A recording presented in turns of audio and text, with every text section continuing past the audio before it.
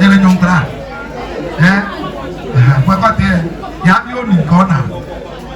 Macho na chole nyombra. Awo. Oyo kumo. Chiko wo. Ya ni mo pa. Bakina ko nuwe. Ukade ya pale. Ukade ya pale. Close. Mana ka bele wo so itwe na ge. Mo ni ni to fan pale ni. Bakina. Kona ne mbohi. O chomtabu.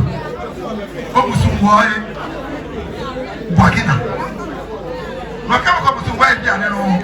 Kosmo. Bakina ko eje. Bakina che.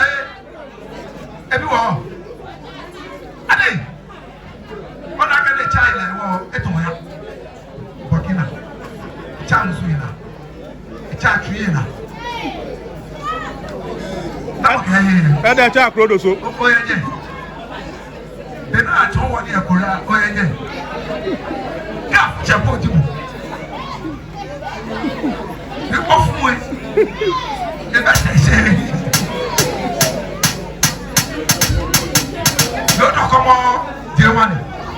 Mat ma mena ko to Burkina. Ko nu bia no afu awe. Oh. Ni gba bo anu ba le gba ga mi la kan.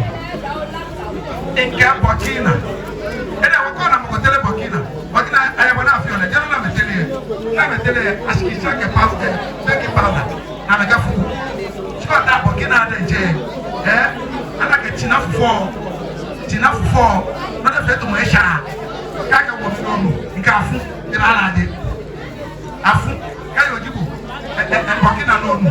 Ida manke ida 17, 18, 19.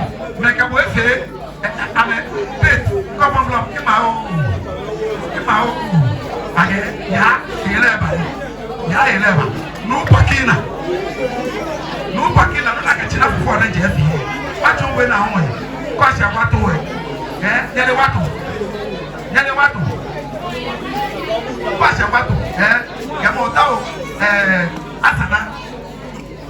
asana Burkina abacho kwa sana Burkina je what my hair we can be bel on me bel no cha no ko ba shi Burkina no China no e shi je gbe ono nya ba nya no le China wele e ma no na mi she keke ona ni ko o mula o fe ni e Burkina ba le yo ji o fe ni e ko aba kiri ba ya asana no le papa si ya ma no benyele ya ma me fe Burkina ya me ame fio katole ampeshi ya ampeshi ame fio chasa na me fio Burkina waje oto mo ni mo ya asana je para ko ta waje ni mo ya asana je